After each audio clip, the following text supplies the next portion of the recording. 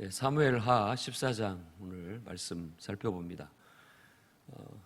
그 술로 도망간 압살롬이 요압의 계책에 의해서 다시 돌아올 수 있는 길을 열게 됐고, 결국 돌아와서도 2년 동안 그의 얼굴을 보지 않았던 왕이 이제 요압의 또 설득에 의해서 마음이 돌이켜 압살롬과 마주하고 화해하게 됐다는 이야기를 다루고 있습니다.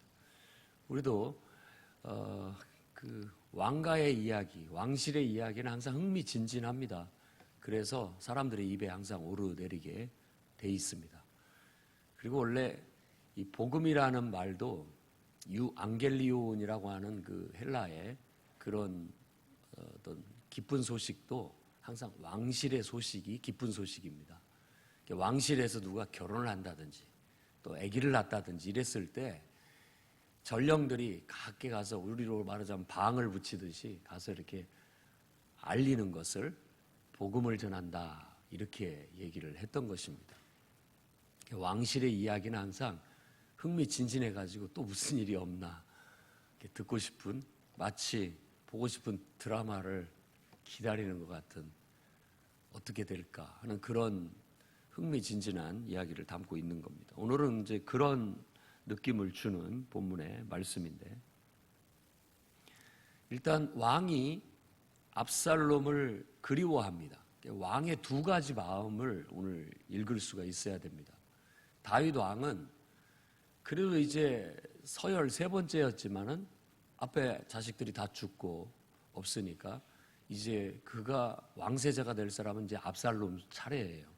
그리고 일찍이 암논과의 경쟁 속에서 봤을 때도 암논이 장자였지만 결국은 이 압살롬이 더 뛰어났던 것은 분명합니다. 백성들에게도 더 인기도 있고. 그런 상황에서 이제 외가댁으로 도망간 피신한 압살롬이 한편으로는 밉기도 하고 또 한편으로는 염려도 되고, 그러면서 또 보고도 싶고 다시 그리워하는 그런 마음, 이제는 돌아오게 해야 되나 하는 그런 마음이 흔들리고 있었던 겁니다. 그러니까 왕은 아버지로서 자식을 생각하는 것은 누구나 다 똑같을 겁니다. 그런데 한쪽에서는 되게 그 뛰어난 모든 면들을 사랑하면서도 또 한편으로서는 그 뛰어남을 염려하고 있는 거예요. 그래서 우리들도 똑같습니다. 우리가 잘났고 또 뛰어나고 능력이 있으면 항상 장점과 단점을 함께 갖습니다. 그걸 아셔야 돼요.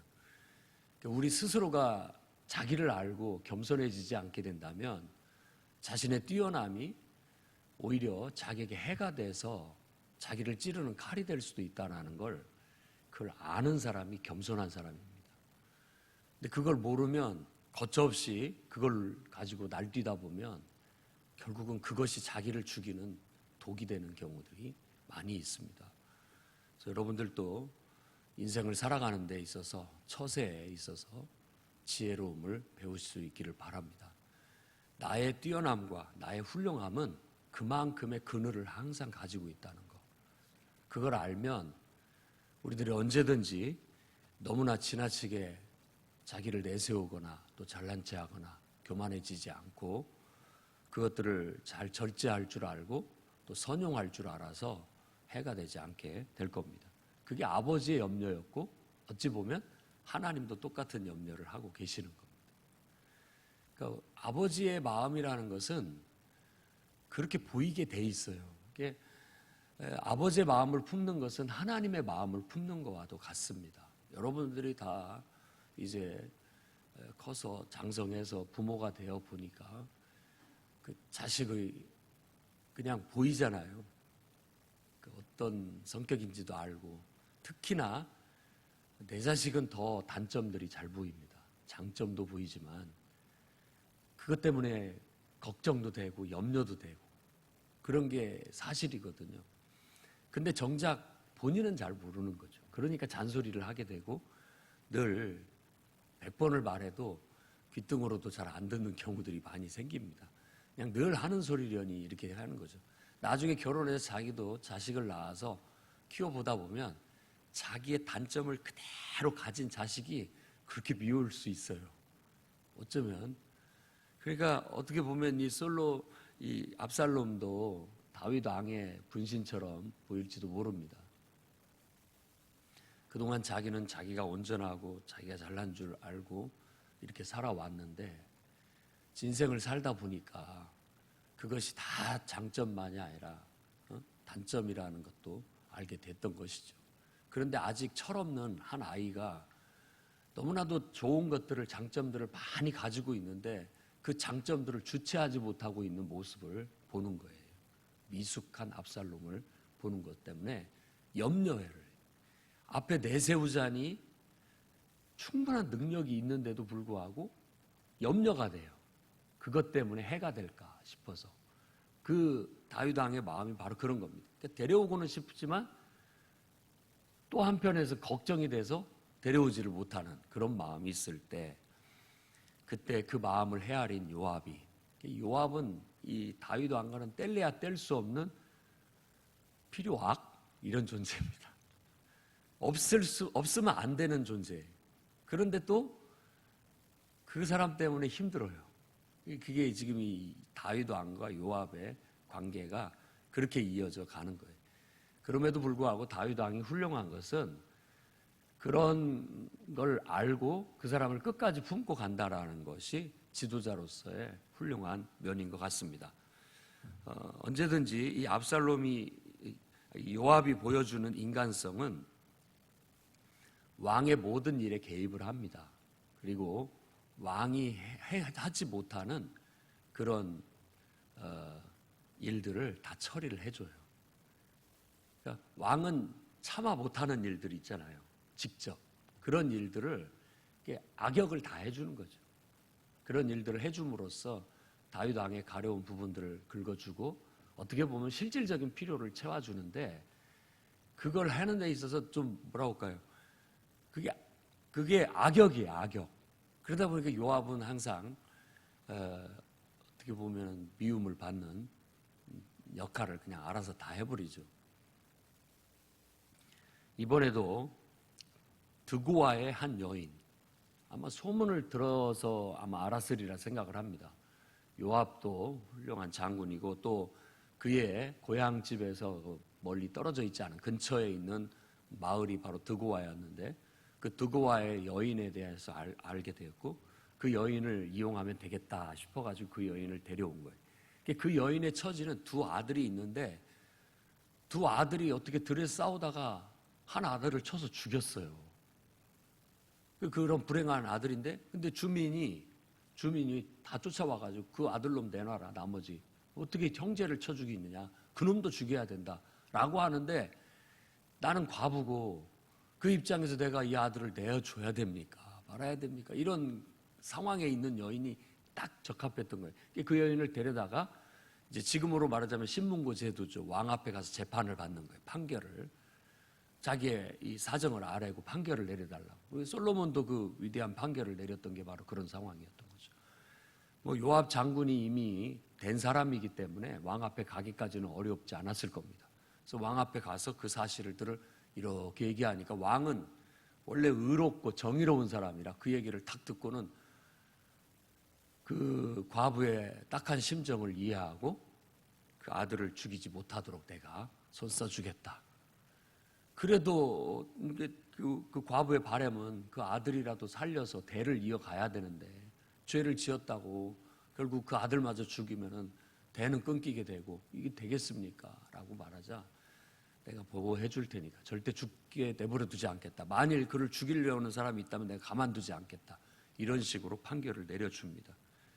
그러자 이제 12절부터 내용을 보면 여인이 그 왕의 판결에 대해서 감복하고 감사하는 듯 하면서, 그런데 왕께서 말씀하신 말에는 왕이 스스로 자기가 죄인이라는 걸 인정하시는 겁니다 라고 말하는 거예요. 왜?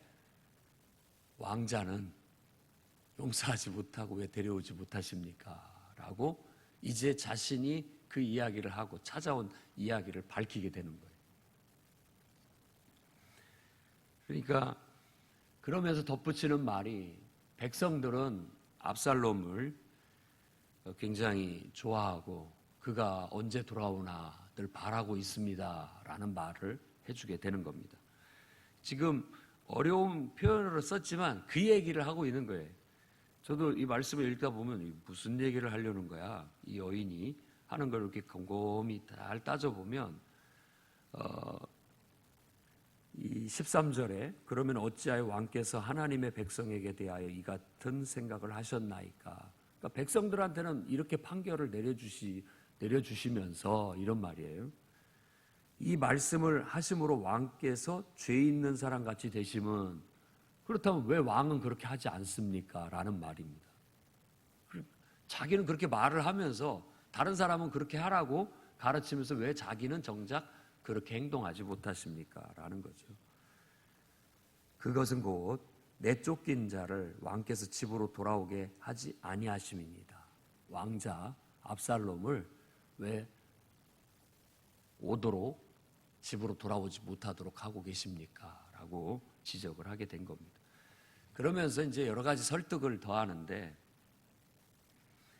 어떤 인생이 길지 않다, 한번 죽으면 모든 거 끝이다, 뭐 이런 이제 휴머니즘적인 인간의 정을 끌어내면서 또 얘기하기를 이제 16절 왕께서 들으시고 나와 내 아들을 함께 하나님의 기업에서 끊을 자의 손으로부터 주의 종을 구원하시리라 함이니이다 라고 하고, 15절에 이제 내가 와서 내 주 왕께 이 말씀을 엽줍는 것은 백성들이 나를 두렵게 함으로 당신의 여종이 스스로 말하기를 내가 왕께 여쭈오면 혹시 종이 청하는 것을 왕께서 시행하실 것이라. 이 말은 백성들도 차마 말은 못하고 있지만, 왕이 두려워서 말을 못하고 있지만 다 왕자를 데려오기를 바라고 있다라는 걸 이렇게 표현하고 있는 겁니다. 그러니까 이스라엘 백성들이 다 왕자가 오늘 오나 내일 오나, 왕께서 언제 그를 데려오시나 눈치만 보고 있습니다. 그러니까 데려오십시오 라고 부탁을 하는 거예요. 내가 이렇게 가서 말을 하면 내 처지와 비슷한 이런 것들을 듣고 왕은 이렇게 말씀하실 것이고, 이렇게 말씀하셨을 때 내가 백성들을 대변해서 이 얘기를 해주면 백성들이 혹시라도 왕께서 내 말을 듣고 왕자를 데려오실까 해서 나를 보낸 거다, 뭐 이런 식으로 설득을 하게 되는 겁니다. 그때서 이 모든 일들이 이 요압의 계책이었구나 하는 걸 파악하게 됩니다. 18절에 그걸 깨닫고 나서 19절에 하기를 왕이 이 모든 일에 요압이 너와 함께 하였느냐, 요압이 이 모든 것을 꾸민 거냐 라고 묻습니다. 그러자 그 모든 것들을 알아챈 왕에게 탐복하듯이 얘기하면서 요압이 시켰고 요압이 할 말을 내게 넣어줬습니다 라고 그렇게 말하게 합니다. 그러면서 요압이 왜 이렇게 했겠습니까? 지금 이 상황을 한번 타개해보려고, 바꿔보려고 한 것이 아니겠습니까? 라고 왕의 탁월한 분별력을 칭찬하면서 돌아갑니다.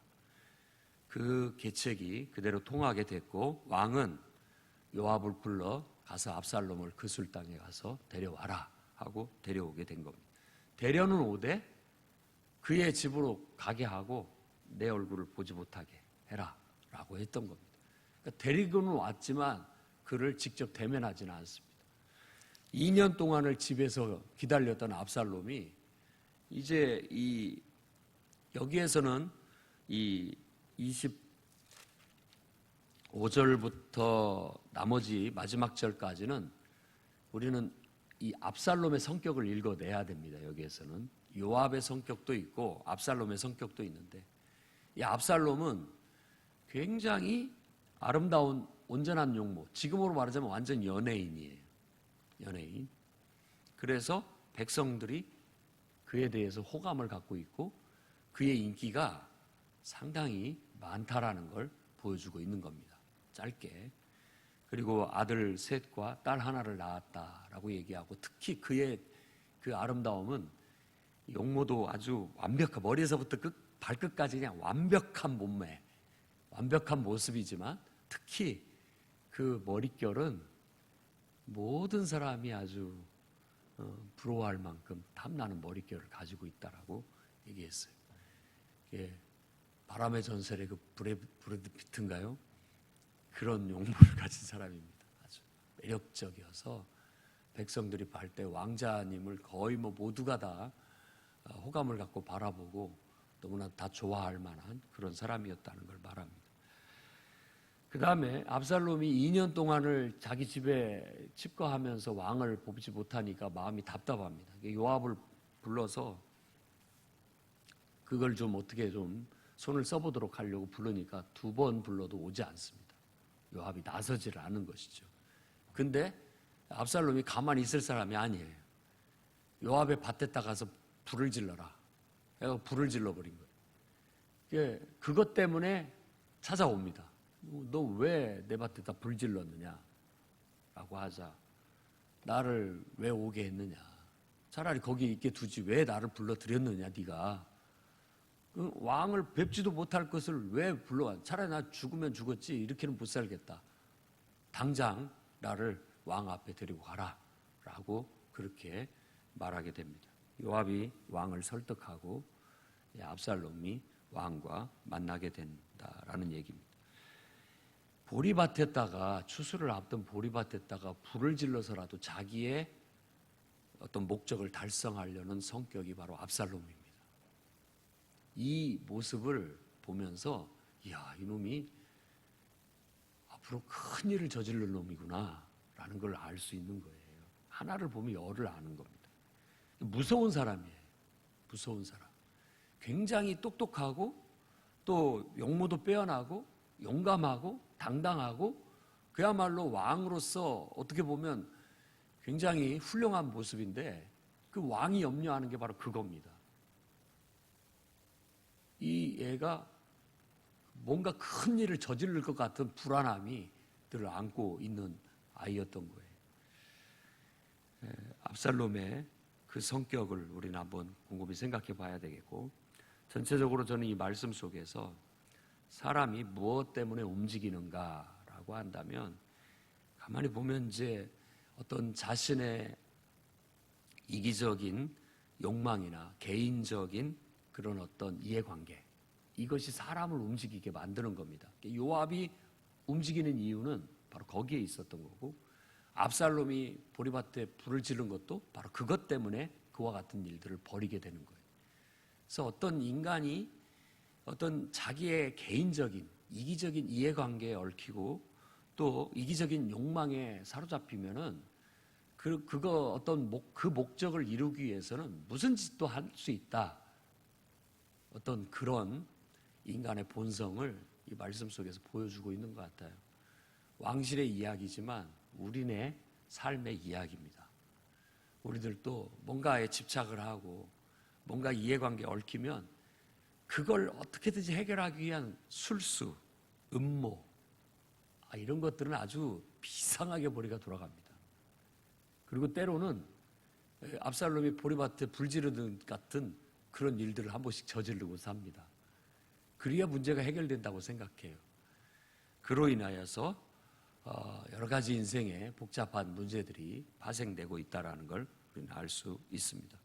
그럼 우리는 성도들은 무엇조차 행해야 되느냐? 늘 말씀드리지만 우리는 하나님이 우리의 모든 것의 동기가 되고 하나님께 기도하고 상의해서 하나님께로부터 나오는 지혜를 따라 분별하고 해결해 나갈 수 있는 그런 정신을 가져야 됩니다. 그걸 좀 더 보편적이고 일반적으로 얘기한다면 사람은 하나님의 정의를 추구해야 됩니다. 언제든지 이기적인 이해관계보다도 또 이기적인 어떤 욕망보다도 항상 하나님의 정의, 좀 더 올바른, 더 많은 사람에게 유익이 되고 공의로운 그런 것들을 향해서 항상 머리를 쓰고 계획을 세우고 그것들을 추구해 나갈 줄 아는 좀 더 큰 인물들이 되셔야 됩니다. 그래서 전자는 소인배라고 하고 후자를 대인배, 군자라고 그렇게 우리네 조상들은 얘기를 해왔습니다. 그러니까 우리가 하나님을 믿는다라는 것은 하나님을 통해서 우리의 중심이 바로잡혔다는 뜻이기도 하고, 하나님을 통해서 더 넓은 식견을 가질 수 있고, 하나님을 통해서 내가 더 내 스스로를 절제할 줄 알고 조절할 줄 안다는 그런 인격을 가졌다는 뜻입니다. 그래야만 우리가 이런 궁중비사와 같은 이런 음모, 술수 이런 것에 빠지지 않게 되고, 오히려 우리는 당당하고 하늘을 우러러 한 점 부끄러움 없이 떳떳하고 항상 바르고 또 하나님 앞에 보시기에 합당한 그런 삶을 살 수 있으리라 믿습니다. 여러분에게 하나님이 주신 탁월한 능력들이 또 한 면에서는 나를 찌르는 독이 될 수도 있다는 사실을 아시고 잘 절제하며 활용할 수 있기를 바랍니다. 늘 어떤 일을 판단하고 또 계획하고 추진해 나갈 때 늘 그 끝에는 이것이 하나님의 영광을 위함인가? 하나님이 옳게 보시는 일인가? 하나님이 기뻐하실 만한 일인가? 하나님 앞에 선한 것인가? 질문해보고 거칠 것이 없다면 우리는 행동하되, 만일 그 부분에 있어서 나는 다 내가 원하는 바지만 그 부분에 있어서 양심이 걸리고 하나님 앞에서 떳떳지 못한다면 멈출 줄 알고 자기를 순종할 줄 아는 그런 지혜로운 하나님의 사람들이 다 되시기를 주의 이름으로 축원합니다. 기도하겠습니다.